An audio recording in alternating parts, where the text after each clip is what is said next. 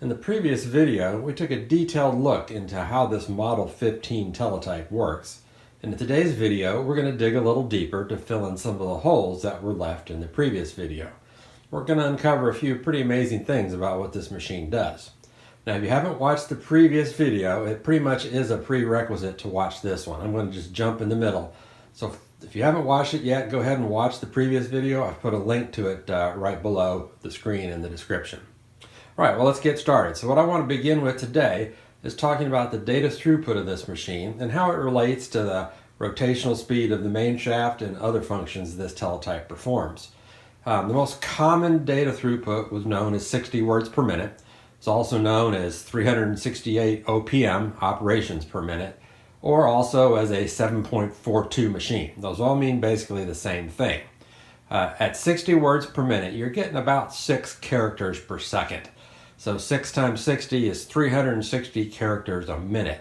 That 368 OPM is actually a slightly more accurate representation of what's really happening. 368 characters or operations per minute is what it's actually doing. Now all this actually is based on that 7.42 machine description I gave you. That's referring to the number of bits per character that the sending side sends this thing. So each bit is 22 milliseconds when we're talking at 45.5 baud, which is the baud rate that all these forms I'm talking about use. At 45.5 baud, 22 milliseconds per bit, you've got at least 6 bits that are dedicated. You have a start bit no matter what, and you've got 5 data bits no matter what. At that point, the printer has to complete what it's doing, turn around and be idle, ready for the new start bit to come in. So in a 7.42 code, you have 1.42 bits of period after the final bit until it's idle and ready for the next code to come in. As long as the printer is that fast or faster, then the sending unit sending at 7.42 bits will never get ahead of it. So that's the basis of all this. Now, in order to handle that, like I said, the printer mechanism has to be that fast or faster ideally, so that slight speed variations don't make a difference. So in that light, the main shaft on this unit rotates at 420 RPM. That's the standard rate for the main shaft on any of the machines running with the 60 word per minute standard. Now at 420 RPMs, that's 7 revolutions per second. You divide that out and you see that that's only 6.5 bit times for a full revolution. So this is really only requires about a half a bit time after that last data bit comes in order to be idle and ready for the next bit. So if the machine is ready in 6.5 bits, but our transmit rate is 7.42, we've basically got a full bit of spare time in there in order to allow for speed differences or problems. Now in actuality, that's way more than you need. A domestic setup, for example, for the API newswire with good 60 hertz power supplies and nice clean loops, you could easily run a 7.0 code. So instead of 7.42, that's 7.0, meaning 1 start bit, 5 data bits, 1 stop bit instead of 1.42. So that increases the speed a little bit and still leaves you half of a bit time of spare time because the printer is running that half bit faster. That's a full 11 milliseconds, which is plenty of time in good environments. So that increases your throughput up to about 65 words per minute. And that was not uncommon to do with these machines. Nothing about the machine had to change. You could just send data every 7 bit times instead of every 7.42 bit times, and most of these 60 WPM machines could keep up with that. All right, so that does makes you ask a question though. If you think about it, you've got the start bit coming in, you've got 5 data bits coming in, and then the machine is ready just half a bit later to do it all again. Does that mean the print stroke only takes a half of a bit time? And the answer is no, not even close. It takes 8 times that long. The print stroke takes about 4 bit times to complete. How does it get around this problem? Well, it actually overlaps the print stroke of the current character with reception of the next character. And this is truly tricky. Basically, the selector mechanism is receiving and converting the incoming data to parallel, but saving it mechanically because it can't update the selector vanes until after the printer is done printing the previous character. And that's what we're going to dig into here. First of all, is a more detailed look of the selector, how it works, how it stores things and delays the output of that to the selector vanes until the previous character is printed. Along with that, we'll also dig into some more of the function bar features that take care of some of this stuff happening as well. To begin with, what I'd like to do is hand crank the motor through a couple of overlap print cycles so we can see what is happening in very super slow motion. To start with, we're going to take a more detailed look at the selector mechanism that you see down here today. Again, this is what converts the electrical serial data into a parallel representation of the data in a mechanical format. If you recall, when the electromagnet pulls in, this arm goes up, that's a data 1, and when the electromagnet lets go, that arm drops, that's a data 0. And if you recall, we talked about this arm moving in to sense the position of this bracket right here. If it's blocked by the bracket, that's a data 1. If it can pass over it, that's a data 0. What we didn't do is look at the output side of the selector mechanism that you see over here. This, of course, is what eventually has to drive the selector vanes on the front, and you can see that linkage right here. As I move a selector vane up and down, you can see the linkage. And of course, there's a separate linkage for each of the five selector vanes. So now as I hand crank this through today, I want you to carefully watch what happens as this senses over here on the output, where you'll see this move and change the selector vane. Now presently all the vanes are in the tilted up position, which is all data 0s, and we're going to crank in the letter K, which is primarily 1s. So let's go ahead and get this going. I'm going to move this to the 1 position. Let me get it started. There we go. All right, so this is about to sense a 1. And if you look inside here, you'll see an arm moving down. We're going to take a detailed look at this later. That's called the sword. But as it reaches the bottom, that's transitioning from 0 to 1, you will see the output of it change right here and move the selector vane from tilted up to tilted down, which is going from 1 to 0. Okay, that's done. Now I'm going to do the next bit. It's a little bit harder to see because it's hidden behind there. But there it changed. Here's the 3rd bit. It changed. The 4th bit. It changed. And then the 5th bit. All right, and so as you would expect, we sense the data bits on the input side. We then transfer the result of that to the output side, and the vanes move. Very intuitive. Now at this point, the 5th bit has been latched. That releases the print section of the shaft, so it starts turning. And if we take a look up here, we'll see this. This is the print bale. We'll see it start moving forward. And this right here is the function bale. They're all kind of linked together, obviously, and it's moving forward now. What I want you to pay really close attention to, though, is this far function bar. Now, this function bar is going to move all the way in on every single print stroke. It's a special function bar. In fact, it's not even technically a function bar. It's a locking bar. Its job is to grab the selector vanes in whatever position they're in, it doesn't matter, and hold them there very firmly so they cannot move during the print stroke. So you can see that one has moved all the way in as part of this, and at this point I can't move these vanes anymore. They are locked. All right, so now the print cycle has just begun, but if you look closely down here, we have started the decode cycle of the next character that's coming in. Whoops, let me move this down so you can see it.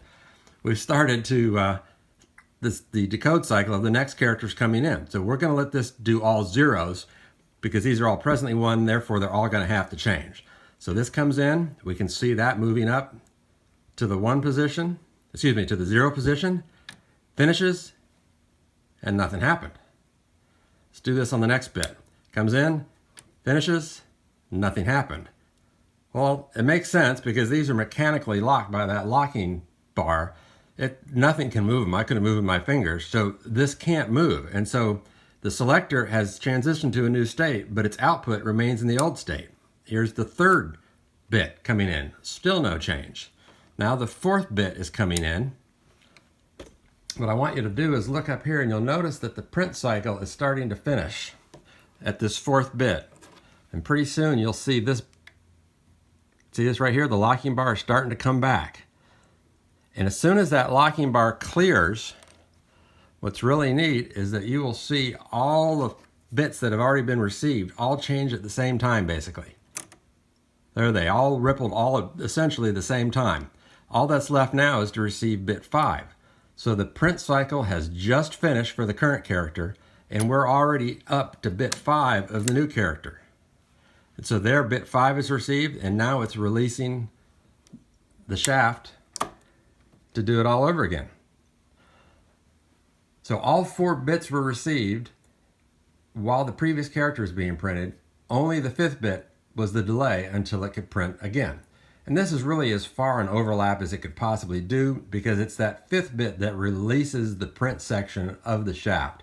So the previous character has to have completed the print process and that section of the shaft be idle again before it's released. And so that's what that fifth bit is always going to be in series instead of in parallel.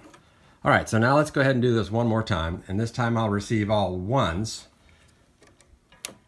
So there's a 1, sensed it, that arm moved down inside you saw, but the output didn't change. Bit 2, sensed, output didn't change. Bit 3, output didn't change. Here's bit 4, and at this point the print cycle of the previous character is finishing, and the locking arm is about to let go, and you'll see those first bits all change at basically the same time. There you go, all about the same time. Then bit 5 comes in, and then that print cycle can now begin as well. All right, so that's how it overlaps. If I've got this, in this demonstration, I was letting that next character come in just as soon as it possibly could by leaving the armature in the 0 or the start bit position. And as I said in the introduction, that's about 6.5 bit times. In reality, your code is typically 7.42. That means instead of getting through 4 bits before you saw them all change at once, it would have gotten through about 3 bits before they all changed at once. Although if you add in the start bit, that's technically 4 bits of time. But anyway, so that overlap is how this mechanism all works and gets the maximum throughput. Now the question is, how does this mechanism sense that, store that, and then only change it after the previous character is done? And that's what we're going to take a look at here, and I'm going to do a quick video cut and set up to watch that. The selector is a multi-layer sandwich of 5 of the same basic mechanisms, 1 for each bit of the word. And inside each of those is this piece of metal here called a sword, for obvious reasons. That sword is held and pivots right where my finger and thumb are. So it can be tilted up like we saw in the video previously, where it's a 0, or it can be tilted down where it's a 1. So that's the 0 position, that's the 1 position. Now the selector lever that it's attached to, right here at the pivot point, is what actually rides over these cams you see down here on the selector wheel. Those cams look like very sharp teeth. Now when it rides over one of those cams, the selector lever pulls this piece, the sword, backwards about 1/8 of an inch. And as it pulls it backwards, it either is gonna, this part extension up here is either gonna run into this arm or not. And if you look closely, this arm up here at the top also extends, a symmetrical version of it extends down underneath. So either the top hits it. Let's take a look at how this would work. So right now we're in the 0 position, and if this came backwards and hit the arm, you could see it would tilt it downwards. That would be going from a 0 to a 1. Or if this piece was down, then it's going to run into the bottom one, and that would tilt from a 1 to a 0. So if it hits the top one, it goes from 0 to 1. If it hits the bottom one, it goes from 1 back up to 0. Now, the cam is what moves this backwards. That's a hard movement. It has to ride over the cam. What returns it forward is a spring. So as it moves forward, that's when it pushes on this piece right here where you see the arm moving on. I have one of those right here. This is what it looks like on the inside. It can either push on that surface or that surface, which would make it tilt this way or that way. So as it pushes on this, it then moves the selector vane. But if the selector vane cannot move, then this can't move all the way forward. And if you look here, you see this one is not all the way forward. It's that last 1/10 of an inch of movement or so that actually is going to push the T lever that I just showed you forward and make the vane then switch to its new position. So this is basically how it stores the new value while the old value is held in a locked position. So right now we're at a 0. Let's call that the new value. I'm going to move the selector vane to a 1, which is the old value that is currently being printed. Because it's physically locked here, the spring can't push this forward. When the print cycle completes and the locking function bar lets go, then the spring can push this T lever forward, which will then pivot this down and allow our selector vane to move. So that forward motion is what causes the motion of the vane, and that forward motion is done by a spring, which means while that is held in place, that spring can't push it. As soon as the function cycle or the printing cycle completes and the vane can move again, then the spring can push it. And so when you see all 3 or 4 of those bits changed at the same time, it's all of these getting to move forward because now the selector vane can move. Lastly, I'd like to talk about the spacing mechanism of this teletype. For all printing characters and for the space character, the carriage should move forward as each of those characters is printed. But for functions such as carriage return, line feed, figure shift, etc., in those cases, the carriage should not move forward. And as we mentioned in the previous video, that spacing gear is the 3rd section of the main shaft that turns independently of the other sections. So basically this teletype has to figure out when to enable that section of the shaft to turn and make the carriage space and when it should not. That's what we're going to take a look at here right now. So I've presently got a character E received into here. It's all the way through the 5 bits, and we're about to begin the print stroke. And as I crank the motor, we can see the print bail start to move forward, and we can see the function bar start to go down. The function bail start to move down. There's the function roller. And as we've talked about, these function bars are sensing the rear of the selector vanes to see if their particular function should be engaged. Now, what's important to note is that there's a front part of a function bar and the rear part. And this is basically a very deep U that goes down in there. And this function roller bar goes down in that U. And so when this roller bar comes back up, it pulls all the bars back out of the selector vanes. When the bar goes down, it allows springs to pull the function bars forward to see if it happens to fit any of the patterns on the selector vanes. Again, that's sort of like the selector, where the cam actively pulls it back, but a spring pushes forward to actively do something. And we'll see that one more time after this as well. So anyway, we're going to begin the printing of the character. And as you can see, this selector is able to go all the way down inside there, and as it gets to the further part of the print stroke, you can't see it in the back, but it's actually lifting the letter E right now. This bar right here comes all the way forward, but very late in the print cycle, while this is almost all the way down. That bar, if you could look over here and see it, you can see a part moving right in here where my fingers are. That is actually releasing the spacing section of the main shaft. So basically, this function stroke has to go all the way down so that this spacing bar can move forward. That releases that section of the shaft, and that then completes the spacing cycle. All right, now I'm gonna have to cycle through another character here real quick because it had already taken one. Okay, so now I'm going to put in a letter shift, which is a function that should not space the carriage.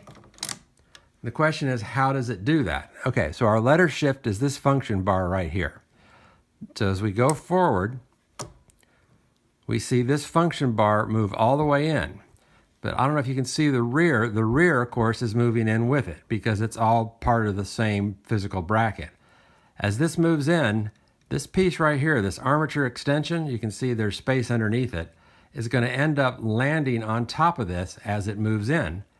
And boom, it stops that function bail right there where it can't move down any further. So as the function stroke continues, this doesn't move down. Therefore, this spacing lever never moves forward because it only moved forward in the latter half of that cycle. Let me get back to a letter here and we'll see that one more time. Okay, so here's a letter that's going to print. You can see it clears these. You see the gap behind all those? It's able to clear it because none of them went forward. And now that it's past all these, then that spacing lever moves and allows the gear to spin. So pretty ingenious little mechanism, but now you may wonder, how can this thing just stop in mid-stroke? You saw those big old cams in the back moving it. Well, that's because the function and the print stroke is yet another situation where a cam drives it backwards, but a spring actually pulls it forward. This big spring here is what actually pulls the function bail and the print bail forward to do our print stroke. So the cam moves it back, that spring is what pulls it forward, and so if it ends up landing on top of the function bar to stop it, that's no big problem. The spring just hasn't pulled all the way in. So you've seen that in several places in here, and there's more of them, where the return stroke is driven by a cam or something physical, as part of the motor, for example, or a linkage, but the forward stroke where it's doing something is a spring. That way, if something prevents it from moving properly, it doesn't damage or shake the equipment to pieces. In other situations, it's important for the function itself. Like we see here, being able to stop the print stroke early is important to make the function happen. And of course, in the selector, it's also important to make it all happen. All right, well, that does it for this video. Believe it or not, there's even more details you could go into looking at how the functions actually do things way back in the back and make the carriage move up and down for figures and letter shift and other things, carriage return and line feed. But I think I'll call it quits on this for a while.